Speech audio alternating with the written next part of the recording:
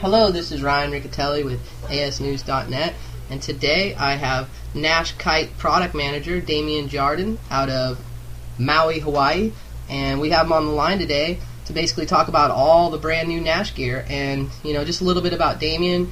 He's 28 years old, he's from France, he's got a long time history in windsurfing and kiteboarding.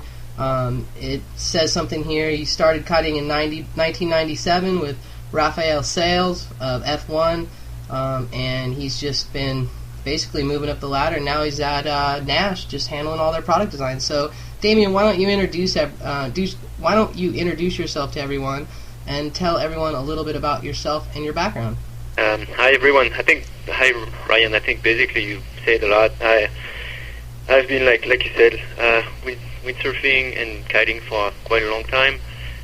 Also been studying. I did an engineer school in France, so by the time I was studying, I was still writing a lot. So I've always been involved in product design, and been doing interns in windsurfing brands. And as soon as I get out of the school, after I worked a little bit for, let's say, a classic company, I decided that would not work for me. So I started working in a kiteboarding business, and I worked for a French brand for 3 years, and then I moved here in Maui for a real brand to make really good products. So that's I like it a lot. And, a lot of people don't know too that you're the guy. You're involved in every step of the way with Don Montague and Robby, right? Yeah, right. Basically when I arrived, there was not really a product manager for the kiteboarding division. There was more like a team group, working all together. And when I arrived, I reorganized the department. So heading the R&D and taking care also of the production side of that industry, which is means going to the factory, making sure that all the materials are there on time, and making sure the factory is running fast enough, and checking the quality controls down there. And so yeah, I'm taking care of a lot of part of the business, I would say, and also I'm involved in marketing, which is the good side of I would say small companies, is that you can have your hands on a lot of different part of the work, which I really enjoy.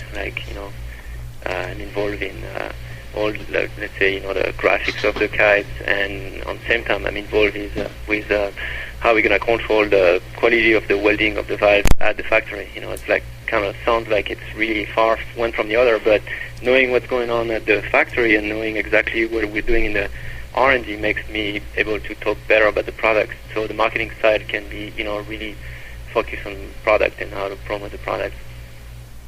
Well, and obviously we're moving into 2007, and you guys got a lot of brand new gear that's ready to come out.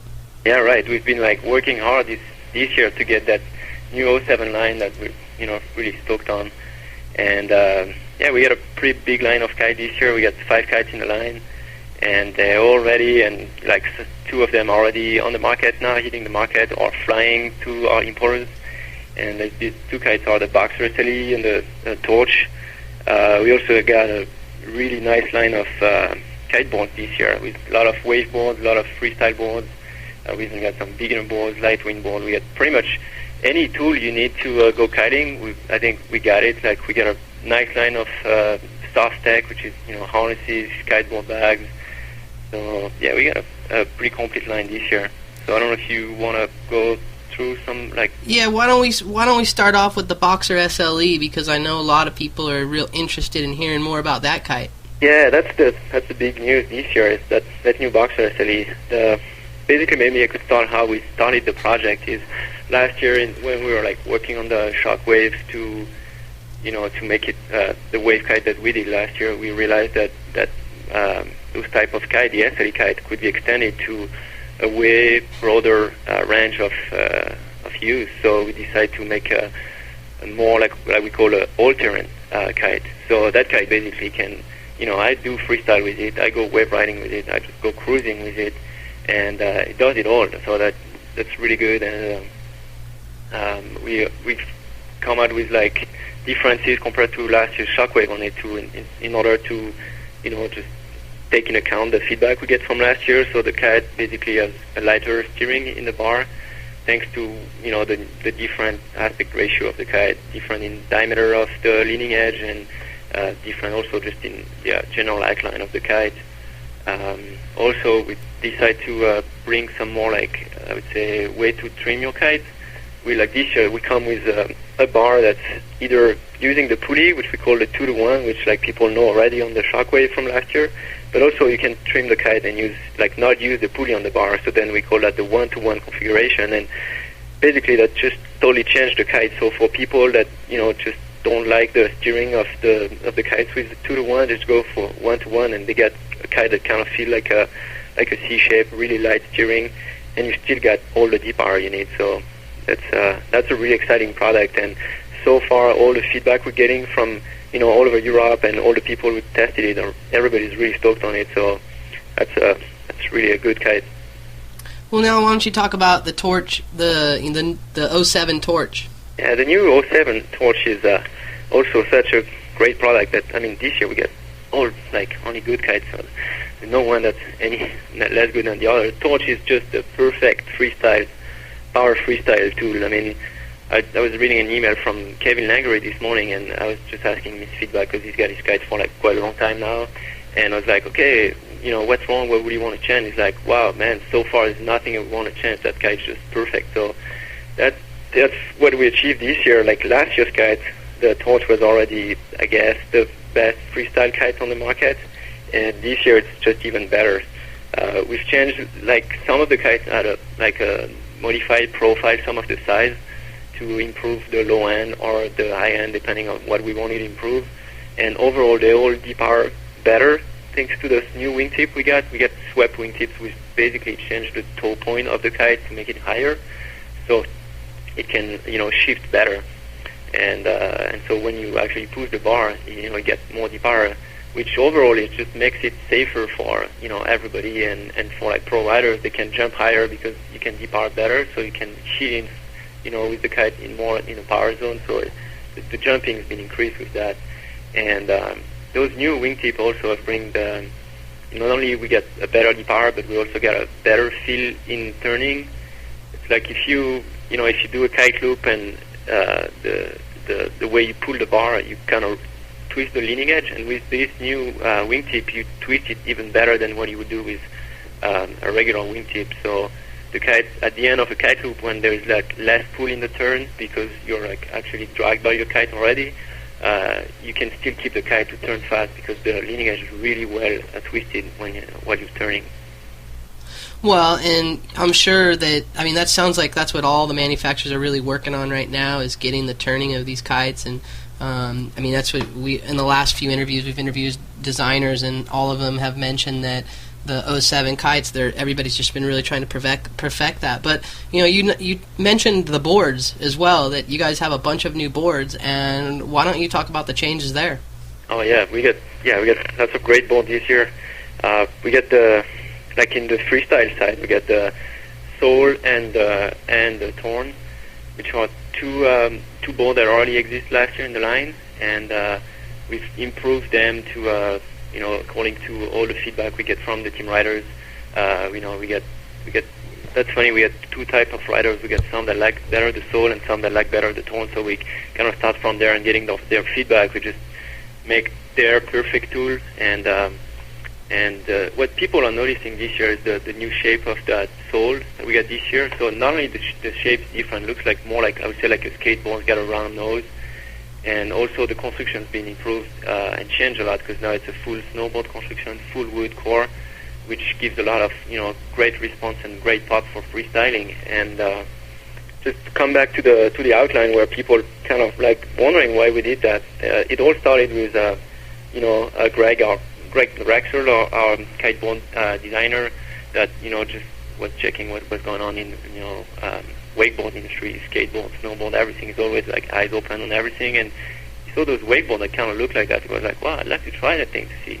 And then you realize how good it was to just work better in a little more choppy water. You can still keep a real good a board that really heads really good on the water, but if the chops are a little bigger than what you're used to, you still go through the chop, because the nose of the board is never going to grab any chop, and And that makes like a board that's really, where you can really ride fast even in choppy water, so people really like that. And yeah, we also got the haze on the line, and the haze is basically, it's not a toned down board, like, well, I would not say it's a board that's only for beginners, because anybody that tries it just really likes it. It's basically a board that's got more flex than the rest of the line, so it makes them easier and I would say more friendly. So maybe you would say, like a pro rider would say, it's missing a little bit of puff maybe on it, but overall it just makes it a board that's super easy to ride. Like in choppy water again, it's just go through it and you don't really feel it. And if you're not pushing too much pressure on it, it's just the perfect flex for you to ride, easy. Well, and you guys also have a surfboard. Yeah, we got a huge line of waveboard this year, which we are really excited about. Living here on Maui, I think it just makes total sense that we go for lots of waveboard. We get waves for like 7 months a year, like decent waves. So yeah, we get like a pretty big line of waveboard.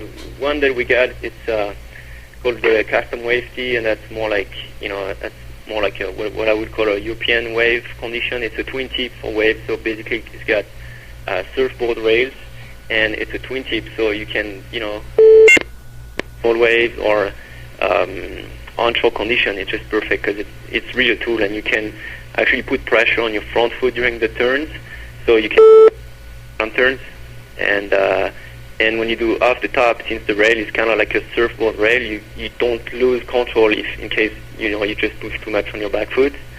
So that's the custom wave tee, and then we got basically two lines. Then we've got the sideshore line and the onshore line. The onshore line includes the 5.2, the 5.5, and what we call the fish 5.5. I guess you saw that fish. That's white board that's looking really neat in both colors. And that fish is, pretty floaty board, which makes it super fun for anything. Like there's no wave, you just go out there. Let's say there's no waves, no wind. You just go out there and you cruise on your even like everybody's riding like 18 and you just get 10 and you're having fun, just cruising because that board's so floaty. And then you can do some turns. The board really turns really well, and since it's pretty wide, even in like small shitty waves, you feel like the wave is really good because when you hit the lip, it gets all that flotation on the front that gives you the power of the wave, much better than like an hour board will do. And then we get the 5.2 and 5.5 that are basically two boards that are designed for onshore condition. Means they are more like snappy than a sideshore board. So they turn quicker, like they will make like small bottom turns and quick off the top, and those boards are really fun in like onshore or small waves, and then we get the line where I really like that line is the sideshore line where we get that 5.10 and that's 5.4. The 5.4 is on quad fin, and that's basically inspired from Robby's personal tow boards, and he's riding quad fin tow boards when he surfs at Jaws or outside Spartans or those kind of places where you catch massive surf, and you can really go super fast on that quad fin. So it's you don't have to get triple mast high wave to enjoy that board. It's a 5.4. It still turns great, but what's really good about it is when you do a bottom turn, it's so stable that you can just push and go for the speed. It's never gonna let you by yourself. And I don't know if you understand what I'm trying. Yeah, well, we just got a question from the lounge, and somebody wants to know what equipment does Robby ride actually? Like out of all this stuff, what does he usually ride? Robby's riding right now. He's riding either the 5.4 or the 4.10, and Kite is riding usually the Shockwave now. And like he's got a quiver on both Raven and Shockwave. Depends on what he wants to do.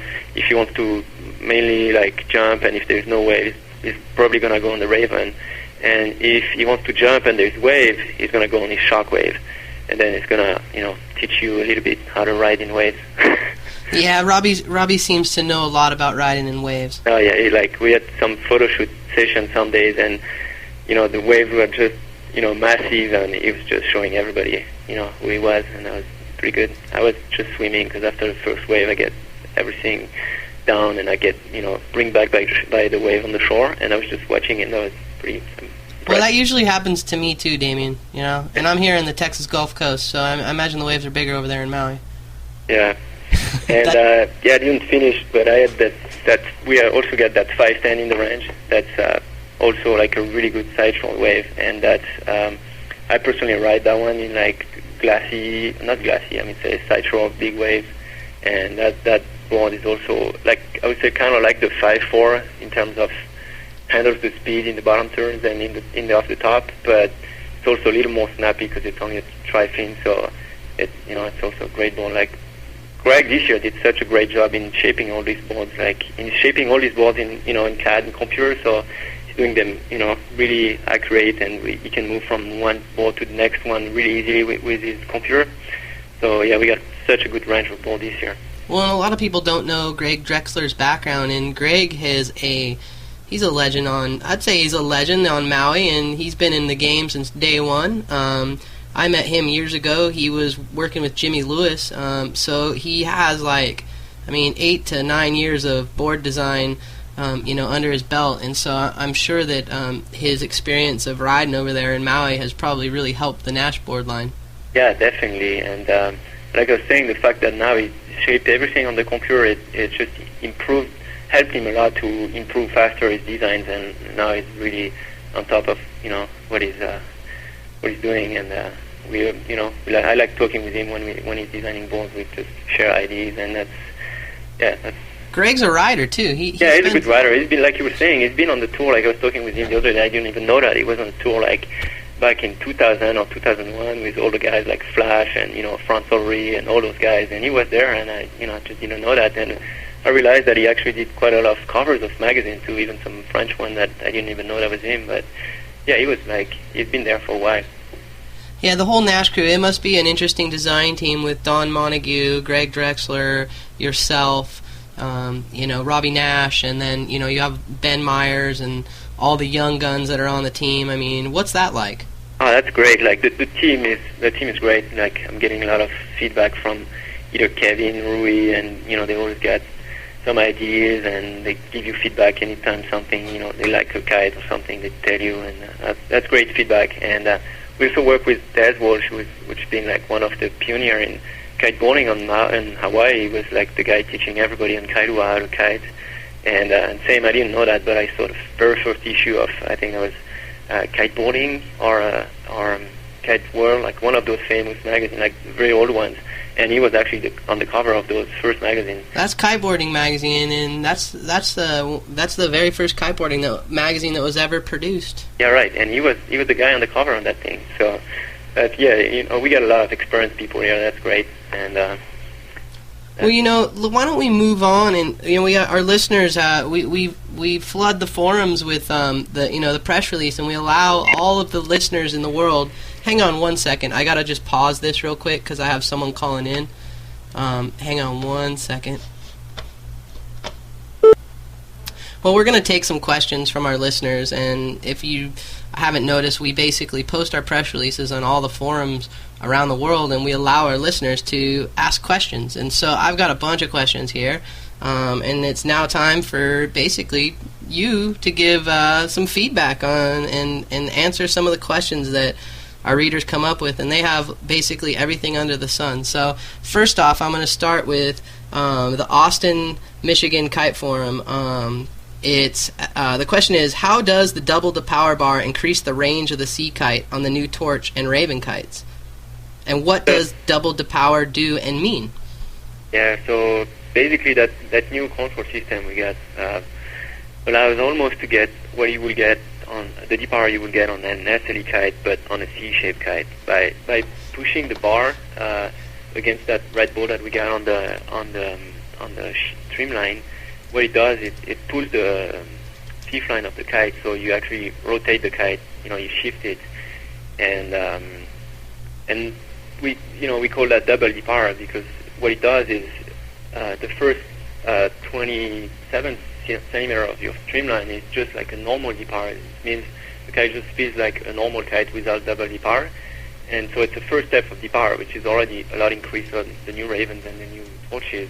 and then when you push that red ball, you get a second step of departs. That's why it's like kind of two departs, two steps, and then when you pull that ball, it's really amazing how you just lose the power. The kite doesn't fall out of the sky, but really gets you can see it changes angle of attack in the wind by a lot, and then you're just not pulled anymore by your kite.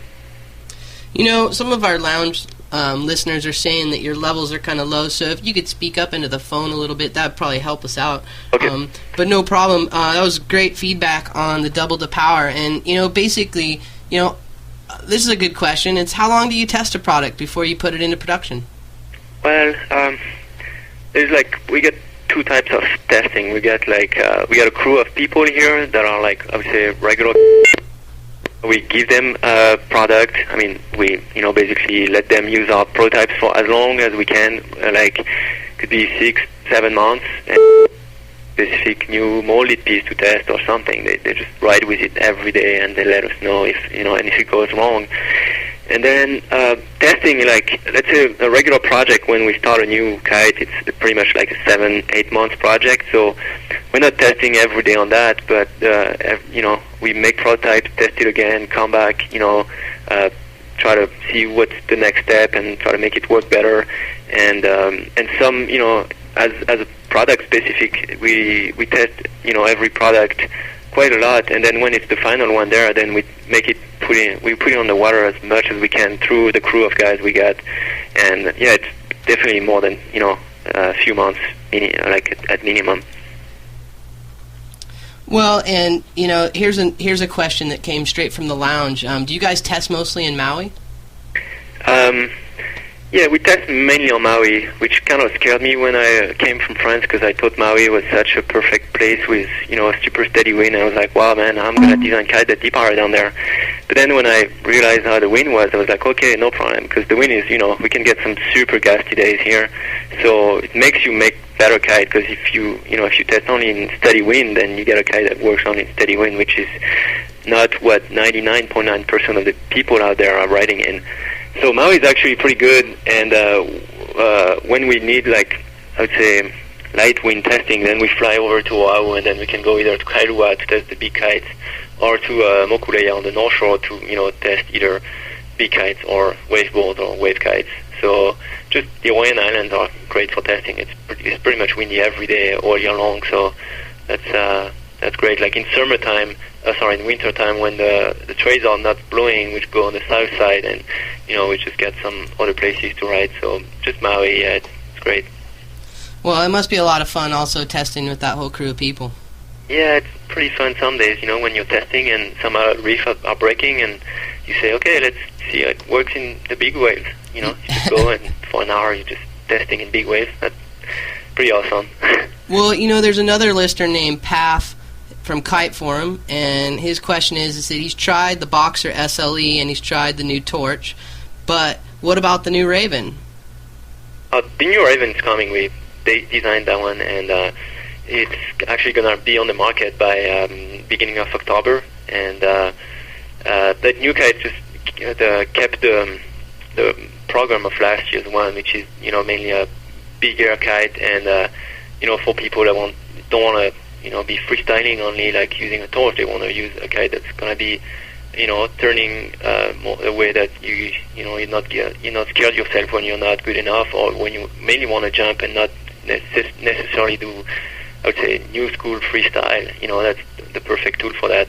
And they also get the new wingtip, the swap wingtip, so we increased the depower this year on that kite. So now it's really a kite that depowers a lot and also glides really well. The profile on that kite is really a gliding profile that Don's been refining for a long time, and now we just use it. Well, and his next question is, has Don tested the Cuban fiber on any of the kites? Yes, we did test that Cuban fiber, and we didn't get excited enough on that to go for it.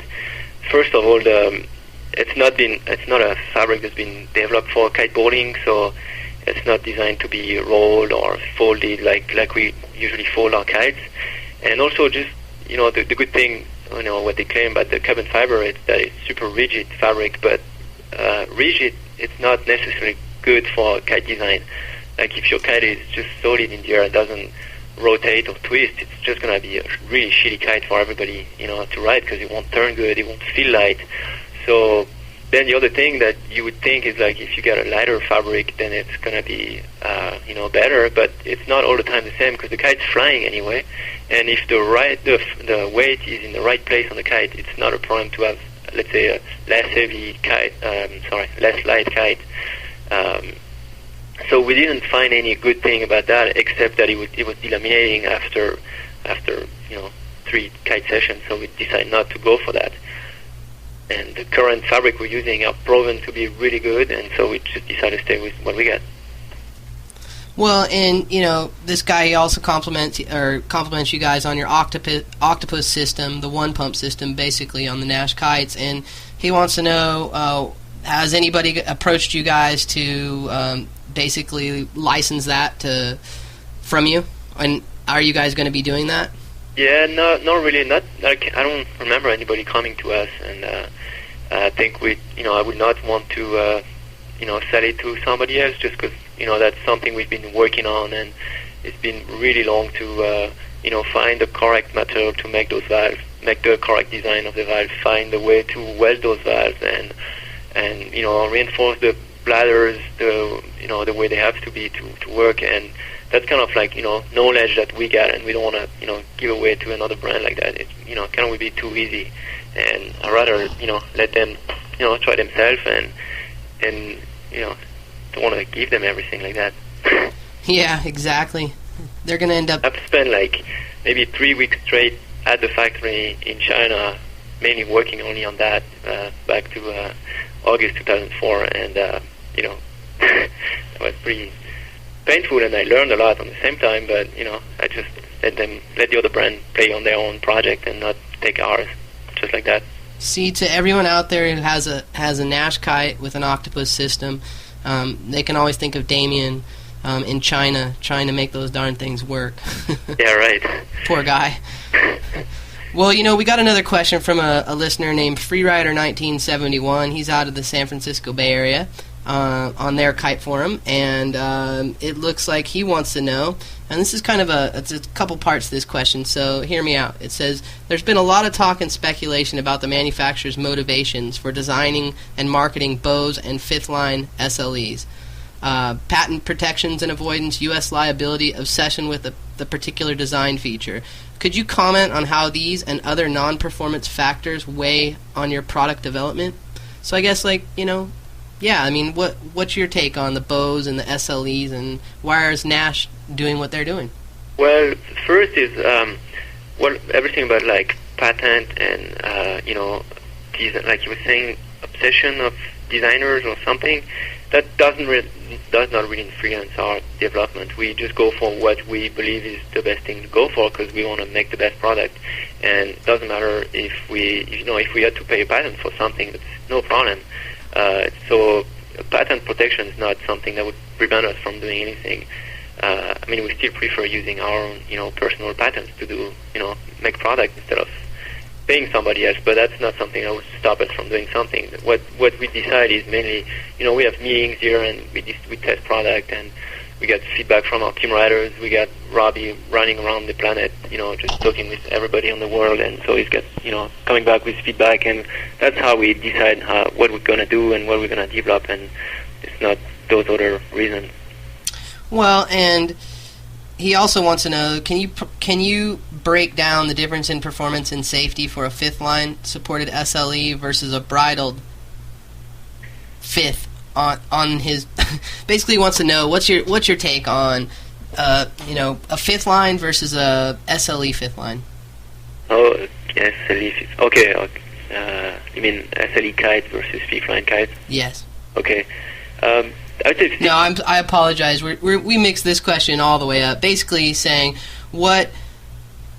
please break down the difference in performance safety for the fifth line supported SLE versus the bridled SLE. So yeah, what's the difference between a fifth line SLE versus a fifth line SLE? Well, the SLE kite like we get now allows for riding only with 4-line, which is on my point of view pretty good, because it's one less line to deal with. and also just the fact of pushing the bar makes you, pretty much get what you would get on a C-shaped kite by releasing your quick release and flying off the fifth line.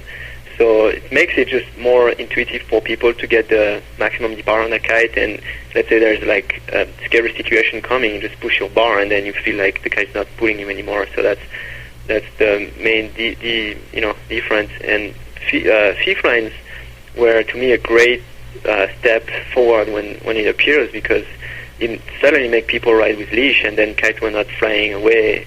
When you were getting in trouble, and then people would feel better about releasing their quick release because they will know they could, still relaunch their kite. So they will, it will avoid any dangerous situation before it even happens. But the SLE are, I would say, one step ahead of that, because you don't even have to release your quick release to get in deep power mode. And also the SLE allows for a higher projected area, so you can ride kind of like a smaller kite and getting the same amount of power if you want. And also, since the way they work different, since you can depower the kite and repower it like all the time when you ride, you need less long lines to ride them. So shorter lines are also kind of safer in terms of you don't have to, if something goes wrong, 20 meters of line, the wind window is way smaller than 30 meters of line. So overall, I think it brings a lot of safety to the riders. But fifth lines are also a good solution, I think. Yeah, I get hit up with the same questions that you're getting hit up with, and in the evolution of kite design and where we're at today, it's 300% better than 8 years ago where we began, and we're constantly evolving, and people say, what's better, a fifth line, or will that solve all the problems? I don't think so. I think we'll end up coming up with something new and great, and I'm sure we'll see it in the next couple years. But the safety is what's really great, is at least we have these mechanisms now to really depower the kite a lot more than we used to, and that's leaps forward. Yeah, I agree with you. So, here's a fun question for you from Tramp from New Zealand. It's off Kiteform. He wants to know, what product are you most proud of? All right. I think this year I'm really proud of the entire line. We got such a nice line that's really cohesive and makes sense. Like, we really want, like I was saying earlier, we have one kite for everybody out there. But yeah, maybe the Boxer SLE is something I'm really stoked on, is because just lately, since the kite is on the market now, I'm getting a lot of emails from people all around the world, importers, dealers, team riders that are really stoked on it, and they say, wow, I'm really amazed. I would say I thought the SLE will never fit my style, and I tried it, and it's just great. I'm having so much fun, and so I'm really glad on that thing, how the Boxer SLE is right now working on the market, and now everybody really likes it. Some people just love it 1-to-1, some people love it 2-to-1, but everybody likes it, so I'm really glad on that kite. Well, and this kind of goes along with that question. He wants to know, what's the most unusual, funny request for a product change that you've had from one of your team riders? Yeah, I don't see any really funny, unusual, but I get sometimes team riders that they go out and test the kite, and then they come back and they say, man, I tried a double kite loop, KGB, whatever, 2 blind, and it didn't work. That kite doesn't work, did it? And I'm like, right, okay. The guys are sometimes out of the market. They're asking for things that doesn't make much sense. Like, they say, oh yeah, when I do my double kite loop, I want to feel more more pressure in the bar at the end of the second kite loop. And you're like, yeah, right, that doesn't make sense.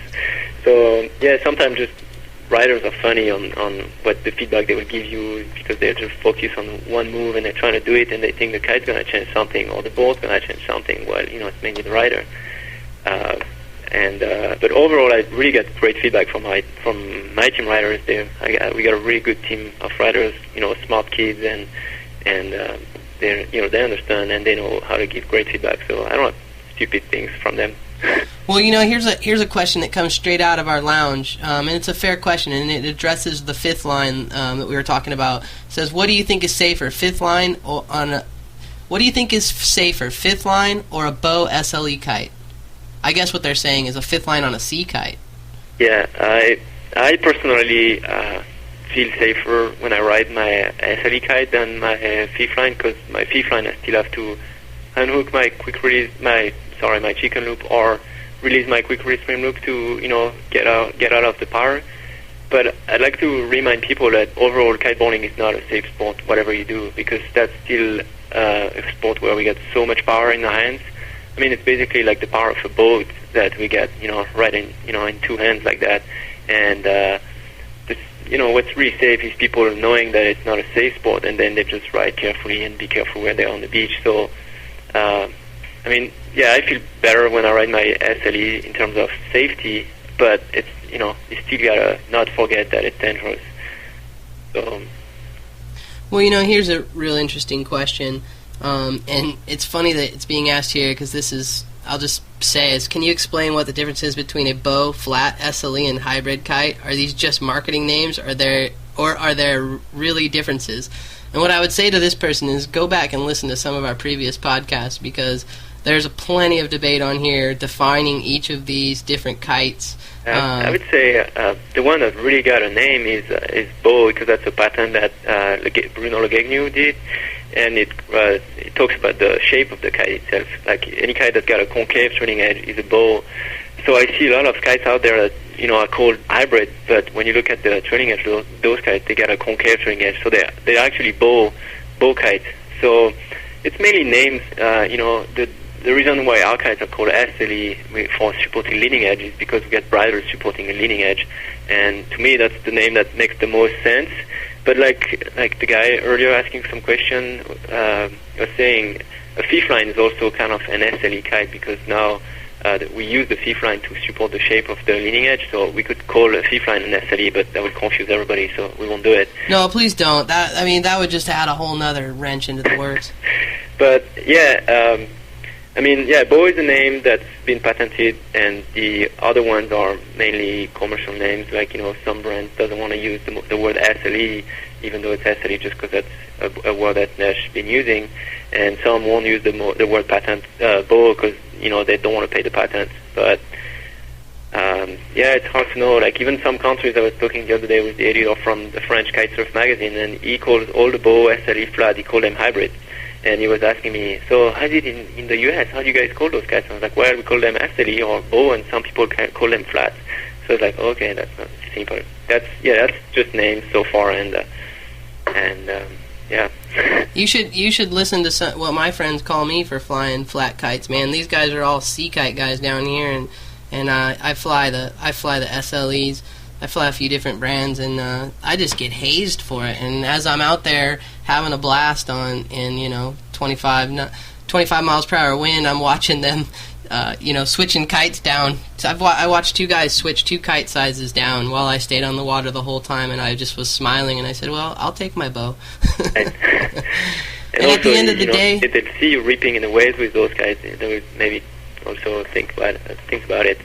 Actually, there's a guy in the lounge, I won't mention any names, but he just switched over from sea kites to a bow kite, and he actually flies the Waru, and he won't go public with it, but he was over at my house telling me how much harder he could hit the lip with his new, Waru, which made me laugh, because that seems to be like everybody talks smack about these kites until they try them and actually give them a chance. Yeah, that's what you got to do. Like, they just, when you come from C-shape, they feel different, but when you get used to it, that's the C-shape that kind of feel different, and feel like you're not used to it. But definitely, yes, for wave riding, it's just amazing. I was, we've been riding waves here all the winter with those kites, and I was like 3 weeks ago, I was riding in Tahiti. I was in Tupou, and the wind was just, the wave is turning a lot, so at the end of the wave, the wind was totally offshore, and there would have been no way I could even stay on the wave with a regular C-shaped kite. And I was there just pushing the bar and surfing, and like almost not feeling like I was riding a kite. The kite was just there to help me, going out again, but that was just me and the wave. And those guys just opens a new era for kite surfing. Well, we got a ton more questions, and I want to keep getting through them. Here's a good question. It says, tell us about Naish's Octopus system versus the other one-pump single inflation point systems. And, how do you change a bladder, and is it hard if you need to make that change? Because you guys kind of have a different one-pump system. Yeah, right. I think ours is, the cleanest one. And well, of course, you're the product designer. No, but, we don't have, little tubes going out from one strut to the leading edge. It's all integrated. It's a valve inside the LE going straight to the strut, and that's a one-way valve. So the air is not migrating from the strut to the leading edge when you turn your kite, which will be a problem because, when you pull on one side, the air will want to go the other side while you need that side to stay stiff. So that that one-way valve just makes it performance-wise make the kite feel like it was no octopus or one pump system, and also it's pretty convenient because you don't have to clip anything to prevent the air from going from the strut to the leading edge, and then you're talking about changing bladders, and it's not people are scared about it, but I do it myself when I have to, and by the way, I don't have to do it so much because we've been working a lot. That was part of the deal when we did the Octopus, that we had to improve the quality of bladder, making sure that nothing was going to go wrong. So we get such a strong QC, quality control at the factory. Every kite is inflated. Every bladder is inflated 3 times. Every kite is inflated overnight. And I got a photo of every one of the kites that's on the market showing how long it stayed inflated and if anything went wrong. And changing the bladder, I mean, when you go through the manual. I think last year we posted a video about it, how to change it. It just basically pretty much like any other one pump system. You find your leak by seeing which strut is deflating, and then just take it off, patch it and put it back on. And we've moved the zippers on the struts so they're now closer to the leading edge, so it's easier to put your hands inside the strut to reconnect the valve. So yeah, we don't have really much problem, and we don't get much complaints from customers. I mean, I haven't heard about any, and only people that complain are the people that don't even try. Like they came, like one day, a guy came to us and said, "Oh, I can't do that," and the guy didn't even try. And then he tried with us. He was like, "Oh, that was not that hard," So we don't have much problem on that. Well, here's another question. It says, it's from Kiteboarder. It says, what are the tunable adjustment bridle points, and how do they affect performance? Yeah, right. That's one of the new thing on the new SLE kites is, basically what we do is you change a little bit the size of one bridle on the kite, the length of it, and you can control the pressure in your bar, from normal to lighter, and then by changing, like I was saying, changing on the bar, making it 1-to-1, this makes it feel even lighter bar feeling. So in terms of performance, it doesn't really change the performance of the kite, because the kite performs because of of its shape and its profile, but the feeling of the kite changes a lot. So it's more like a way to adapt to what people are looking for.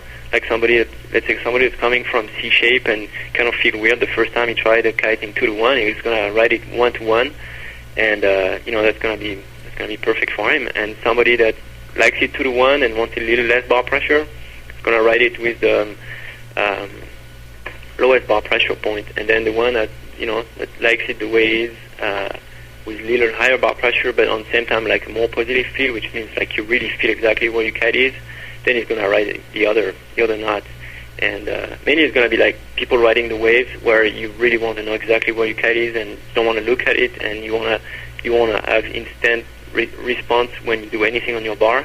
Then that's the people that are going to ride this way. Well, and I have a question straight out of the lounge. Someone wants to know, like, what's the best beginner setup for someone who wants to buy Naish? Sorry, I couldn't hear you. Oh, I'm sorry. The beginner setup. Like, what's the best kite for a beginner in the Naish lineup? Yeah, we're launching a new kite this year. It's called the X1 SLE, and that's going to be a perfect kite for beginners. It's the kite's got a steady. The kite's really stable because it's the profile and the leading edge side makes it really flying super stable. It's easy to relaunch, and that's an SLE kite, so it's got all the power you need, which is great, I guess, for a beginner. It's way more intuitive the way the SLE kites are working, because you actually feel that when when you pull the bar and you get pulled more, and when you push the bar, then the kites stop pulling you. So that's an SLE kite, and it's been redesigned here. We're testing it with schools down here in Maui, and so far, they all like it. Gonna keep going with it. Well, and I have a question about the torch, the 07 torch, and this comes from South Africa from a guy named Dr. M. He says the new Torch 3 10 meter seems to have excellent low end, more so than the Torch 2. Is this a result of a different profile? All right, yeah, that's exactly what it is. Torch 10, we've changed slightly the profile, but I think also the reason why the low end is better is what I was explaining earlier. Is the way the kite turns makes you being able to put it exactly where it needs to be quicker than last year's edition. So you get a better low end because also the kite is turning better. Faster. Well, never underestimate our listeners, man. The questions that we get, that's why I started channeling a lot of these questions, because I knew that our listeners would have, a lot more technical questions than I have, because I usually just like to get on the water and ride and kind of just listen and kind of get some theory behind it and try to put the two and two together. But, we've got some questions that are so technical. Here's a technical question about the bars. It says, can you explain the difference between the new 2-to-1 or 1-to-1 settings? And I know that you did talk about this, but why don't you talk about what are the settings for? And how do they affect the performance of the kite? And is there a setting that's better for a certain style of rider? And I think that's a fair question. Yeah, that's a good one. Basically, I was explaining that to our importer a few months ago when I showed them the new range, and I would say the 2-to-1 would work good for gusty wind and strong winds, and the 1-to-1 would work better for somebody who lives in a place where the wind is lighter or steadier, with no gust. That makes it easier. The good thing about the 2-to-1 is that you get the maximal D-power and minimal bar movement. You get a more positive feel in the bar, exactly where the kite is, and exactly when to shoot out, just because you feel it in your hands. And the way it jumps is different than a 1-to-1. It's more I guess you're used to SLE kites. You just you shoot out, you shoot in, and boom, you're in the air. That's pretty easy. And when you go 1-to-1, it makes the kite feel more like a C-shaped kite.